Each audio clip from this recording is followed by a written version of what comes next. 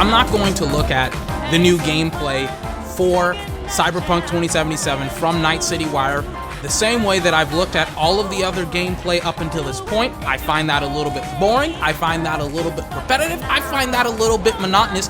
And I've already looked at all of the gameplay. I've looked at some of the gameplay multiple times. I've looked at most of the gameplay. In fact, I've pretty much put in dozens of hours of work in a looking at gameplay for Cyberpunk 2077. I've already done my homework. I've already put my videos out. I've done everything that I've needed to do to secure myself within this community, within this industry, as one of the leading experts on Cyberpunk 2077 gameplay. Nobody covers it like 24 covers it. So, for the past couple of years, CD Projekt Red has come out with a lot of gameplay for the game. Really, I think they've had, including the B-roll that I have and some other footage that I have, and, you know, the 48-minute gameplay demo that they had in 2018, they've almost released over 2 hours of gameplay for Cyberpunk 2077.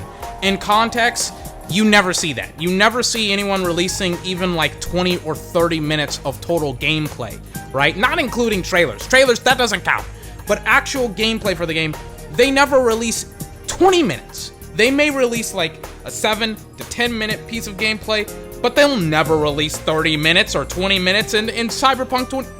Excuse me. And CD Projekt Red, they've consistently released 20 minutes of gameplay here and there for the past couple of years. Like, I have 25 minutes of B-roll on my computer right now that I got from the Night City Wire event because people had B-roll for the gameplay. Like, I have a lot of gameplay for Cyberpunk 2077, and you never see that because it's really, really easy to tell when a developer is doing some really, really shady stuff. When their builds aren't consistent across the board and their final product for the game won't be as advertised. Watch Dogs is a pretty great example of this.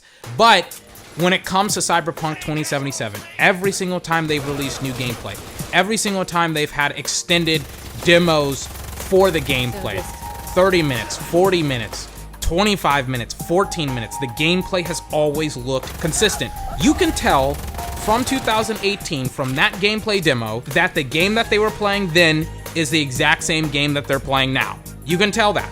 It looks different in the sense that it's a really, really early build for the game, but you can tell, oh yeah, that's Cyberpunk 2077. You can tell that. You can tell the exact same thing from the 2019 gameplay demo compared to the 2020 B-roll that they showed off.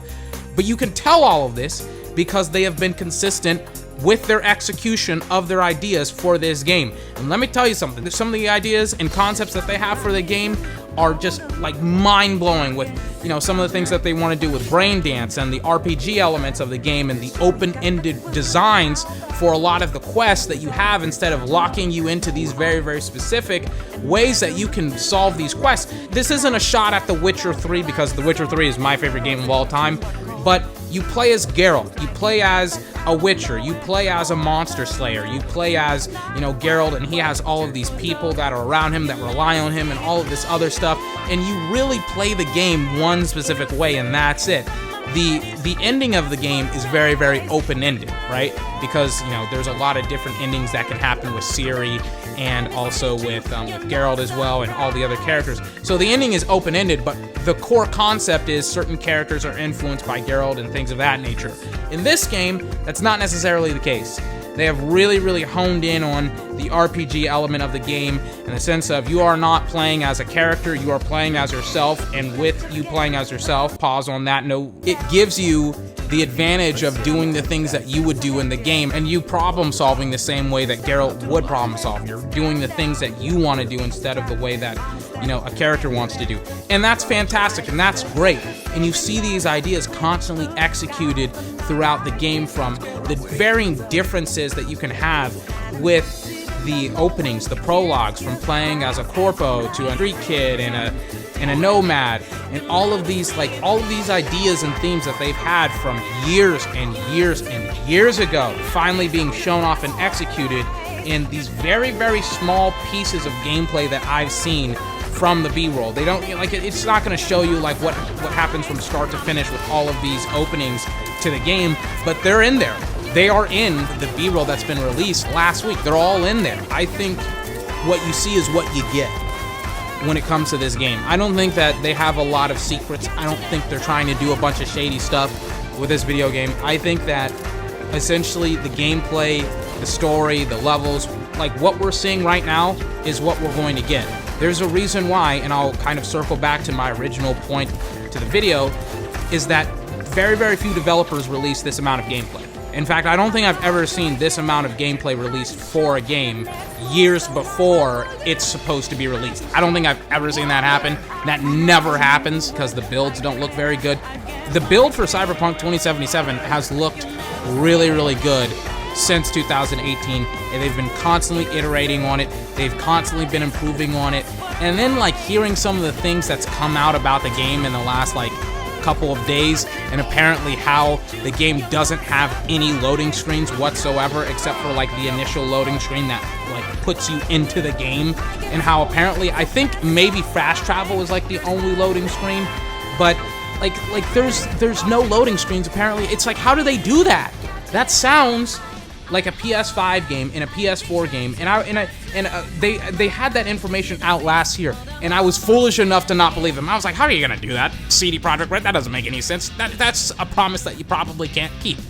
And they've kept it. It's consistent, again, with what they've said for the past couple of years. It's like, there's no way that happens. But yeah, they've done it. They have executed perfectly on the vision that they've had for their game, and I'm very surprised that it looks this good and it plays this good. And again, it looks like a next generation game on current console. I said that about Ghost of Tsushima, and I'll say it again about Cyberpunk 2077. I am very surprised that the game looks this good, even though I thought it looked great a couple of years ago. I was like, it looks even better now today than it did a couple of years ago. I can't wait for this video game to come out. Unfortunately, not in September, but in November. All right, I gotta wait 2 months, but I can't wait anyways. I know that Night City Wire, the last episode was the first episode. Apparently, they're going to have another episode in the next couple of weeks. Hopefully, in the next couple of weeks, they actually mean that in like 2 weeks. Like 2 weeks. Hopefully, that's the case. Ladies and gentlemen, this has been 24. Remember to like, comment, favorite, and subscribe for more. Until my next video, I hope you have a fantastic day, and I will see you next time. Bye-bye.